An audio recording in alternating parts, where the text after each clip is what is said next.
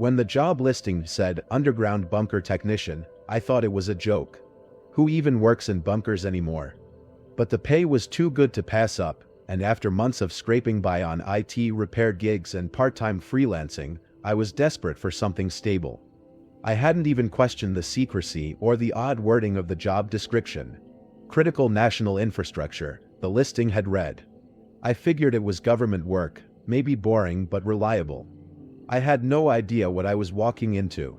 The day I arrived at Site Theta, I was practically buzzing with excitement. The trip alone had been an adventure, a 2-hour drive into the Rocky Mountains, followed by a series of checkpoints manned by stone-faced guards who didn't so much as crack a smile at my nervous jokes. The last guard handed me a laminated badge with my name and a photo I didn't remember taking. "Proceed through the entrance," he said flatly, gesturing toward a nondescript concrete building nestled among the trees. "Your orientation starts immediately." I stepped out of my car, feeling a mix of exhilaration and unease.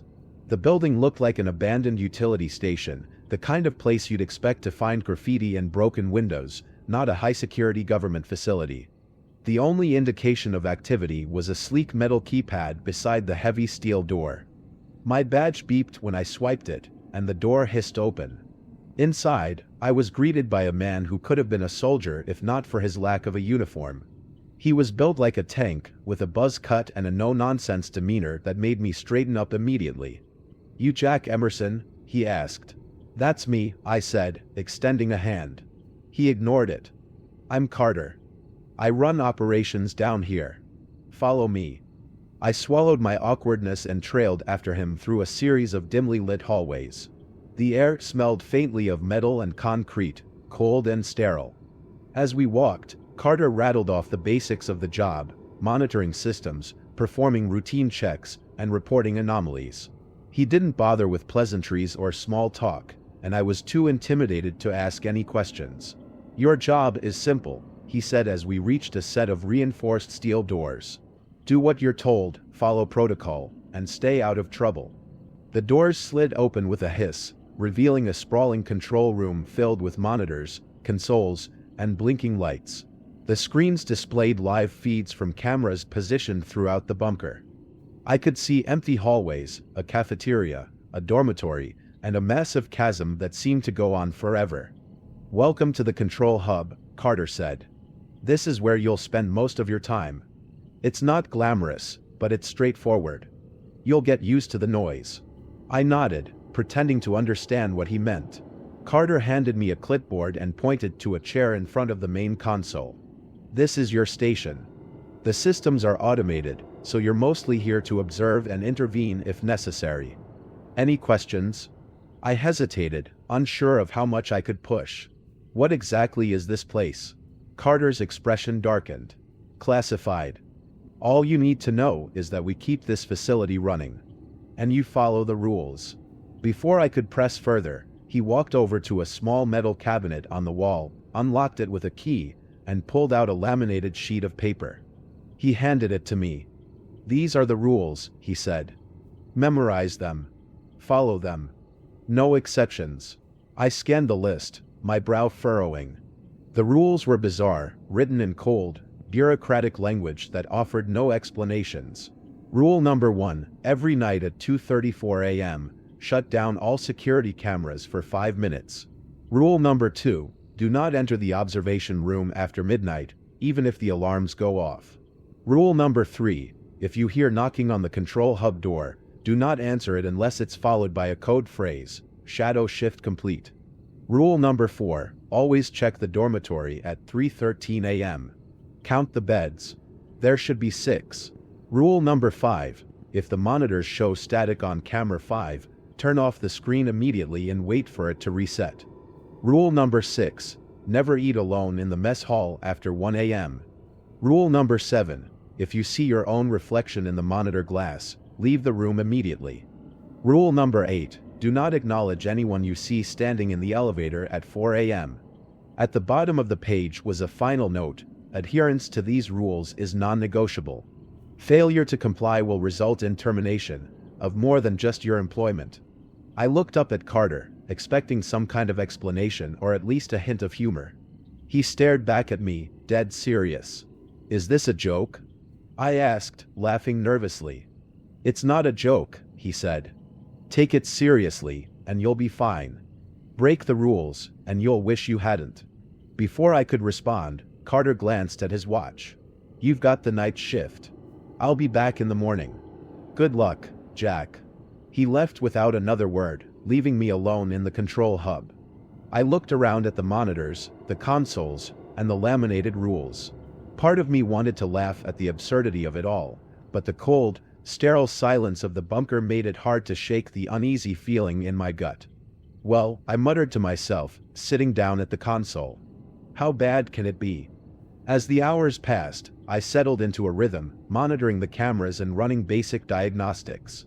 The rule sat on the desk beside me, a strange reminder of how surreal this job was. By the time midnight rolled around, I was starting to relax. But then, at exactly 2:34 a.m., my alarm went off, and I remembered rule number 1. I stared at the security cameras, my hand hovering over the controls. Shutting down all the cameras felt counterintuitive, especially in a high-security facility. What if something happened during those 5 minutes? The words, "no exceptions," echoed in my mind. With a sigh, I flipped the switch. For 5 minutes, the screens went dark, leaving me alone in the dimly lit control hub. I could hear faint mechanical noises from the chasm, the steady hum of the bunker's systems, and the sound of my own breathing. When I turned the cameras back on, everything seemed normal. The hallways were empty, the dormitory was quiet, and the mess hall was still. But I couldn't shake the feeling that something had changed, something subtle but deeply unsettling. It was my first night at Site Theta, and I had no idea how much stranger things were about to get.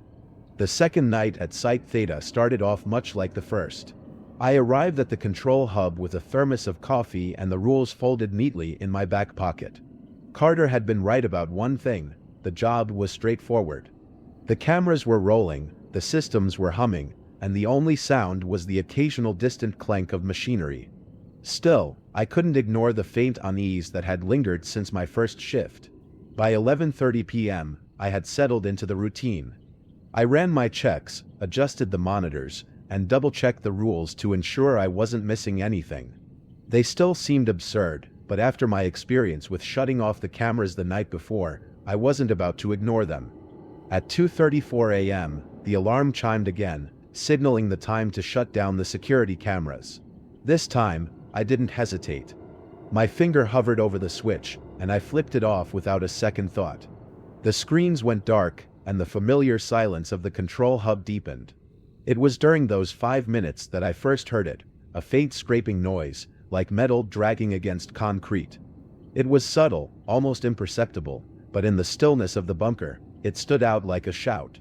I turned my head toward the sound, but it seemed to come from everywhere and nowhere at once. When the 5 minutes were up, I switched the cameras back on. The monitors flickered to life, revealing the same empty hallways and dormant rooms as before. The scraping noise stopped as abruptly as it had started. I leaned back in my chair, trying to convince myself that it was just my imagination. But then I noticed something. Camera 5, the one covering the observation room, was filled with static. My stomach dropped as I remembered rule number 5. If the monitors show static on camera 5, turn off the screen immediately and wait for it to reset. I hesitated, my hand hovering over the controls. The static seemed to pulse, almost as if something was trying to push through it. For a brief moment, I thought I saw a shape, a dark, humanoid figure, just barely distinguishable through the interference. My pulse quickened as I snapped out of my trance and followed the rule. I switched off the monitor, took a deep breath, and waited. The seconds stretched into what felt like hours, and I couldn't shake the feeling that I wasn't alone. Finally, I turned the monitor back on. The static was gone, and the observation room was empty once more. I tried to shake it off, telling myself it was just a glitch in the system, but the image of that shadow lingered in my mind. The rest of the night passed without incident, but my nerves were on edge. I couldn't stop glancing at the monitor for camera 5, half expecting the static to return. By the time my shift ended, I was exhausted, both mentally and physically. The third night began with a new layer of dread. I had started to notice small, unsettling details about the bunker, things I hadn't picked up on before. The hallways seemed longer than they had the day before, the lights flickered just a little too often, and the air felt heavier, almost oppressive. At 3:13 a.m., I remembered rule number 4, always check the dormitory at 3:13 a.m. Count the beds. There should be 6. I didn't want to leave the relative safety of the control hub, but the rule was clear. With a flashlight in hand, I made my way to the dormitory. The room was cold, and the faint hum of the bunker's systems seemed louder here, reverberating off the concrete walls. The beds were lined up neatly, their metal frames identical, each one covered with a thin gray blanket. I began counting them, moving slowly from one to the next. 1, 2, 3, 4, 5. I stopped. There were only 5 beds. My chest tightened as I looked around, my flashlight beam sweeping across the room.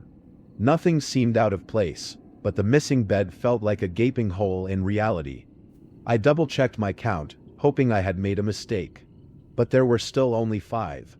I turned to leave, my heart pounding, when I caught a flicker of movement out of the corner of my eye. I whipped around, but there was nothing there, just shadows and silence. Swallowing hard, I forced myself to step back into the hallway. When I returned to the dormitory 10 minutes later to double-check, the 6th bed was back, as though it had never been missing. My flashlight revealed no signs of tampering, no evidence that anything had moved. But the unease remained, gnawing at the edges of my mind. Back in the control hub, I stared at the monitors, half expecting something to jump out at me. The rules felt less like quirky guidelines and more like a survival manual. I had no idea what I was surviving against, but the stakes were becoming increasingly clear. As the clock ticked closer to 4 a.m., I remembered rule number 8, do not acknowledge anyone you see standing in the elevator at 4 a.m. I hadn't noticed anything unusual about the elevator on my first 2 nights, but now, every time I glanced at the monitor for the elevator camera, my anxiety spiked. At exactly 4 a.m., the elevator doors slid open. The car was empty, or so I thought at first. Then I saw it. A figure was standing just inside the doors, perfectly still. The camera's grainy resolution made it hard to make out details, but I could tell it wasn't a person. Its proportions were wrong, its limbs too long, its head tilted at an unnatural angle. I clenched my jaw and forced myself to look away, focusing on the other monitors instead.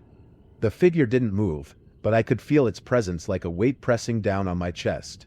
The elevator doors remained open for what felt like an eternity before finally closing. When the shift ended and I stepped into the elevator to leave, I hesitated for a moment, half expecting the figure to still be there. The ride up felt longer than usual, the air thick with tension. By the time I emerged into the sunlight, I was shaken but relieved. I told myself I was being ridiculous, that I was letting my imagination get the better of me. But deep down, I knew the bunker was more than it seemed. The 4th night started with an unnerving sense of familiarity, as though the bunker was beginning to feel like a second skin, despite the strange occurrences. The hum of the machinery, the cold concrete walls, the faint flickering of fluorescent lights, each element had seeped into my psyche, making it harder to discern whether my unease was instinctive or the result of the bunker itself. I decided to use my downtime to investigate further. My shifts were long, and there was only so much I could do to distract myself from the persistent feeling of being watched. I scoured the control hub for anything that might give me a better understanding of Site Theta. Most of the drawers were empty or filled with standard equipment, manuals, maps of the ventilation system, and emergency procedures that read like they'd been written decades ago. But in the back of one drawer, tucked beneath a pile of old files, I found something that caught my attention. It was a small, leather-bound notebook, its pages yellowed with age. Scrawled on the front in uneven handwriting was the name A. Kellerman. I flipped through it carefully, feeling like I'd stumbled upon something I wasn't supposed to see. The entries were sparse and disjointed, but a pattern quickly emerged. Kellerman had been a previous technician, just like me, tasked with following the same set of rules. His handwriting grew more erratic with each entry, the words smudged and cramped as though he'd been writing in a frenzy. The early entries were mundane, complaints about the food in the mess hall, the cold temperature, and the monotony of the job. But as I read on, the tone shifted. One entry stood out: the observation room isn't empty. It never was. Don't look too long, or it looks back. Another entry described the dormitory beds.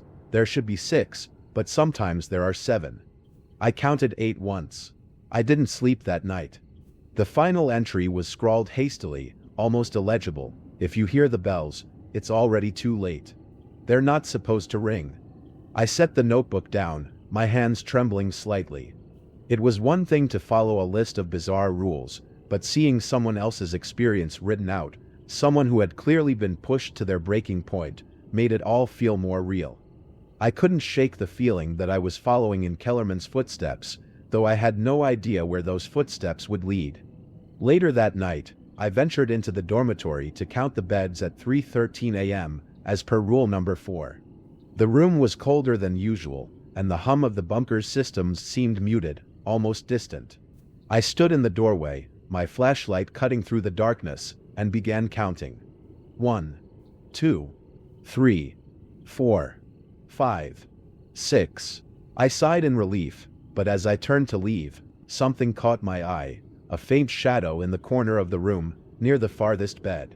It was subtle, just a flicker of movement, but it stopped me in my tracks. I shone my flashlight toward the corner, but there was nothing there. Just a pile of bedding that had been slightly disturbed, as though someone had been sitting there moments before. I left quickly, my nerves frayed. Back in the control hub, I flipped through the notebook again, searching for any mention of what might have caused the shadow. But the answers eluded me, leaving only more questions. As the hours dragged on, I couldn't stop thinking about the observation room. Rule number 2 explicitly forbade entering it after midnight, but the more I thought about Kellerman's note, the one about it not being empty, the more I felt drawn to it. Curiosity gnawed me, battling with the logical part of my brain that knew better than to break the rules. In the end, logic won out, and I stayed in the control hub, staring at the monitor for camera 5. Around 3 a.m., static filled the screen again. I turned it off immediately, not wanting to risk another glimpse of whatever might be lurking in the observation room. But even with the screen dark, I couldn't shake the feeling that something was happening in there, just out of sight. The mess hall became another source of tension. I hadn't eaten in there since my first shift, opting instead to bring snacks and eat in the control hub. But rule number 6 weighed on my mind: never eat alone in the mess hall after 1 a.m. What would happen if I did? Would something appear? Or was the rule simply a precaution against whatever might already be lingering there? One night, as I passed by the mess hall on my way to check the dormitory, I saw something that made my blood run cold. A figure was sitting at one of the tables, its back to me. It was perfectly still, its head tilted slightly downward as though it were staring at something on the table. I froze, unsure of what to do. The rule didn't say anything about seeing someone there, it only forbade eating alone. But the sight of the figure, its unnatural stillness, sent a wave of terror through me. I backed away slowly, my footsteps silent on the concrete floor. As I turned the corner, I risked one last glance toward the mess hall. The figure was gone. The nights blurred together after that, each one bringing a new layer of dread. The rules, once a source of bemusement, now felt like a fragile lifeline, keeping me tethered to some semblance of safety. The bunker's oppressive atmosphere seemed to grow heavier with each passing shift, and I began to wonder how much longer I could endure it. One night, as I was shutting down the security cameras at 2:34 a.m., I heard the faint knocking on the control hub door again. This time, it was louder, more insistent, as though someone, or something, was desperate to be let in. I held my breath, waiting for the code phrase, "Shadow shift complete." But it never came. The knocking continued for what felt like hours, growing more frantic with each passing second. My hand hovered over the panic button on the desk, but I didn't press it. Somehow, I knew it wouldn't make a difference. Eventually, the knocking stopped, leaving only the deafening silence of the bunker. When my shift ended and I stepped into the elevator to leave, I half expected to see the figure from the mess hall waiting for me. The ride up was agonizingly slow, the hum of the elevator grating against my nerves. When the doors finally opened, I stepped out into the cool night air, my body trembling with a mixture of exhaustion and relief. I drove home in silence, the events of the night replaying in my mind.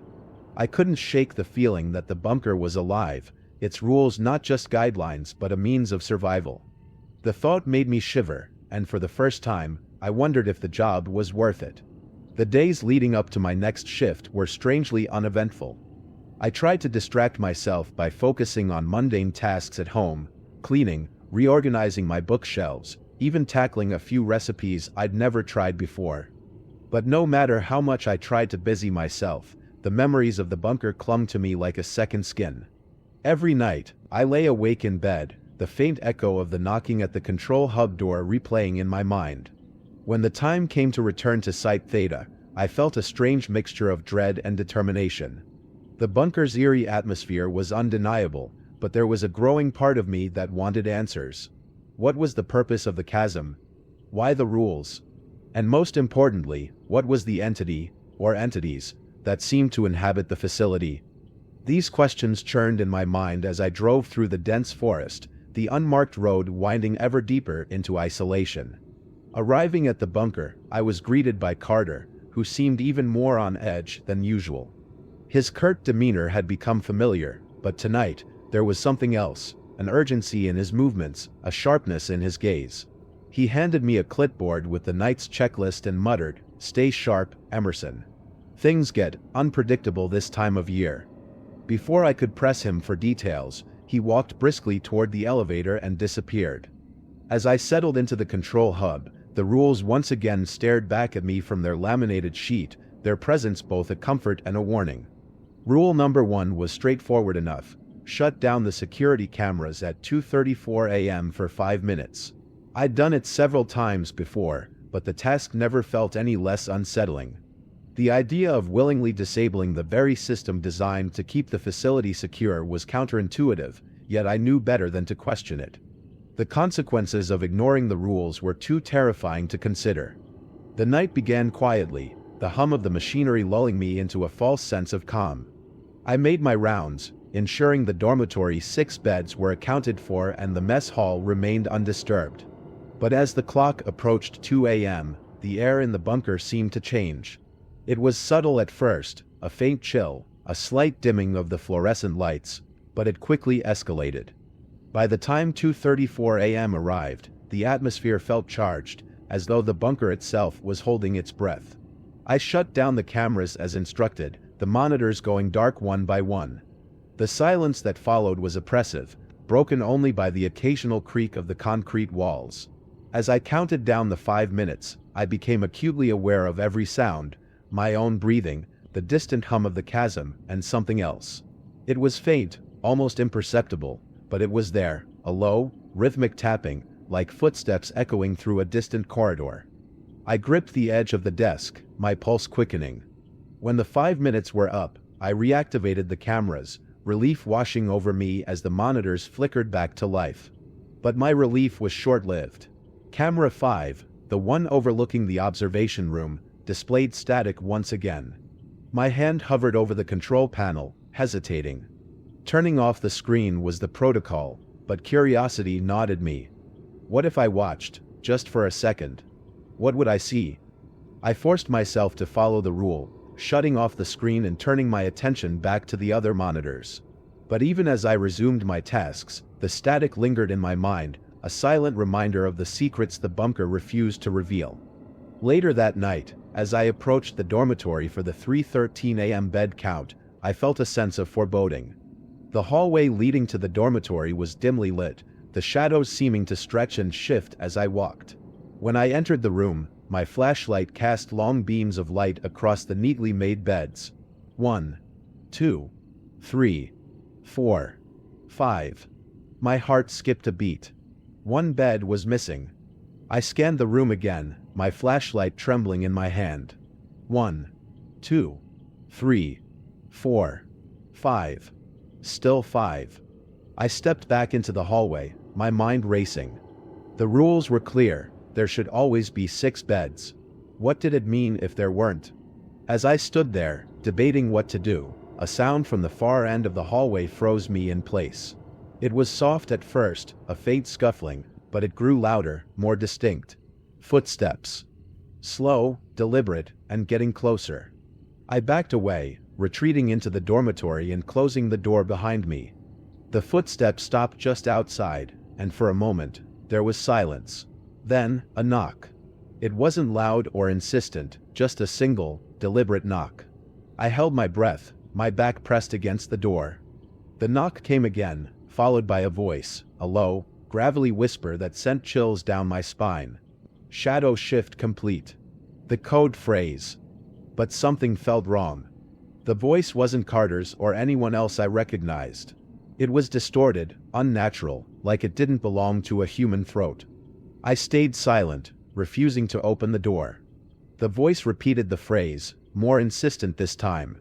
When I didn't respond, the knocking stopped, replaced by a long, scraping sound, as though something sharp was being dragged along the metal door. Eventually, the sound ceased, and I dared to open the door a crack. The hallway was empty, but the air was heavy, suffused with an oppressive silence. I returned to the control hub, my nerves frayed but intact. The rest of the night passed without incident, but the events left me shaken. The missing bed, the footsteps, the voice, they weren't coincidences. The bunker was testing me, pushing the limits of my resolve. As I clocked out and rode the elevator back to the surface, I couldn't shake the feeling that I'd narrowly avoided something far worse than I could comprehend. The drive back to my apartment the next morning felt longer than usual, the quiet hum of the car engine a sharp contrast to the chaos of the night. Despite the stillness outside, my thoughts churned like a storm. The events in the bunker weren't just strange, they were actively malicious. The missing bed, the sinister voice, the scraping sounds on the door, all of it pointed to something unnatural lurking inside Theta. I told myself I needed to quit, that no amount of money was worth enduring another shift like that. But as I pulled into my driveway, exhaustion finally overtaking me, I realized something terrifying. I wanted to go back. It wasn't just curiosity, it was something deeper, a pull I couldn't explain. The bunker had taken root in my mind, like a splinter I couldn't dig out. I spent the next few days trying to convince myself otherwise, searching for rational explanations for everything I'd experienced. I even considered calling Carter to demand answers, but each time I picked up the phone, my fingers froze over the keypad. By the time my next shift rolled around, I was resigned to my fate. I had to return, if only to prove to myself that I was still in control. Arriving at Site Theta that evening, I found Carter waiting for me in the elevator. His usually stoic expression was tinged with something I hadn't seen before, concern. He didn't say much as we descended, only glancing at me occasionally, as though trying to gauge my resolve. When the elevator doors opened, he handed me a clipboard with the night's tasks and muttered, "Stick to the rules, Emerson. No shortcuts." Before I could respond, he stepped back into the elevator and disappeared, leaving me alone once again. The bunker felt different that night, heavier somehow. The fluorescent lights flickered more frequently, casting fleeting shadows that seemed to dance along the walls. As I settled into the control hub, I noticed something unusual on the monitors. Camera 5, the one overlooking the observation room, was off, not static, but completely black. I double-checked the controls, but everything seemed to be functioning properly. The thought of investigating the room crossed my mind, but rule number 2 was clear: never enter the observation room after midnight, no matter what. I pushed the thought aside and turned my attention to the other cameras. The night progressed slowly, the monotony of routine broken only by the occasional creak of the walls and the distant hum of machinery. At 2:34 a.m., I shut down the security cameras as instructed, the familiar unease settling over me as the monitors went dark. The 5 minutes dragged on, every second punctuated by faint noises I couldn't place. When I turned the cameras back on, camera 5 flickered briefly before displaying its usual feed, the observation room bathed in dim light. Relief washed over me, but it was short-lived. Something on the screen caught my eye, movement in the corner of the room, barely visible. It was subtle, like a shadow shifting against the wall. I leaned closer, squinting at the screen, but whatever it was had vanished. I told myself it was nothing, a trick of the light, and moved on to the next task, the dormitory bed count. The hallway leading to the dormitory felt colder than usual, the air biting against my skin despite the warmth of my jacket. As I stepped inside, my flashlight illuminated the 6 beds, each one neatly made and undisturbed. 1, 2, 3, 4, 5, 6. I counted them aloud, the sound of my own voice oddly comforting. But as I turned to leave, something caught my attention, a faint rustling, like fabric shifting. I spun around, flashlight beam sweeping across the room, but there was nothing there. The beds remained untouched, their shadows stretching unnaturally long against the walls. I closed the door behind me and hurried back to the control hub, my heart pounding. The rules had saved me before, and I wasn't about to test their limits. But the unease lingered, a constant reminder that the bunker was watching, waiting. Around 3 a.m., the phone rang, its shrill tone cutting through the silence. Rule number 6 was explicit: never answer the phone after midnight. I let it ring, the sound grating against my nerves. After what felt like an eternity, it stopped, leaving an eerie stillness in its wake. I stared at the receiver, half expecting it to ring again, but it remained silent.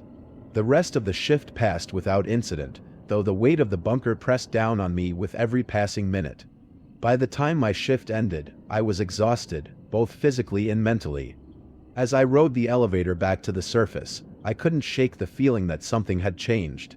The bunker had let me leave, but I knew it wasn't done with me. Over the next few days, I tried to piece together what little I knew about Site Theta. I scoured old government records, online forums, and even conspiracy theory websites, hoping to find some clue about the bunker's purpose. Most of what I found was vague or contradictory, but one recurring theme stood out: containment. Whatever the bunker was designed to hold, it wasn't meant to be understood. Despite my growing fear, I returned for my next shift, determined to follow the rules and keep my head down. But as the elevator descended into the earth, I couldn't shake the feeling that the bunker was alive, its walls pulsing with an energy I couldn't comprehend. I had become part of its rhythm, a cog in a machine far beyond my understanding. And as much as I wanted to believe otherwise, I knew deep down that there was no escaping Site Theta, not yet. The following shift felt different from the moment I stepped into the elevator. The usual metallic hum of the descent was overlaid with faint, irregular creaks, as though the structure was straining against an unseen force. I tightened my grip on the clipboard, reviewing the rules again, as if they were a talisman to ward off the growing sense of unease. Rule number 7 weighed heavily on my mind after the incident with my reflection in the monitor glass during the last shift. I hadn't told anyone, not even Carter, though I doubted he would have been surprised. As the elevator doors slid open, a chill greeted me, colder than usual. The control hub felt claustrophobic, the air stale and heavy. I scanned the monitors for anything unusual but saw only the dimly lit corridors and the ever-present observation room. Camera 5's feed flickered briefly, then stabilized, showing nothing out of the ordinary. I settled into my routine, forcing myself to focus on the tasks ahead.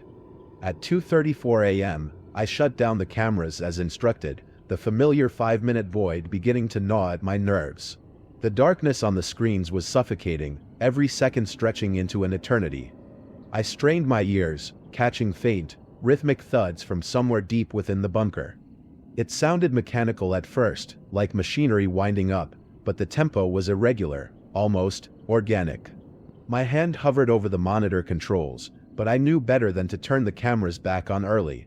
When the time elapsed, I reactivated them, half expecting to see something, or someone, staring back at me. The feeds were clear, but my relief was fleeting. The dormitory check came next. I hesitated at the door, flashlight trembling in my grip. The room felt colder than the rest of the bunker, the air dense with an almost palpable tension. I counted the beds aloud, voice echoing unnaturally in the confined space.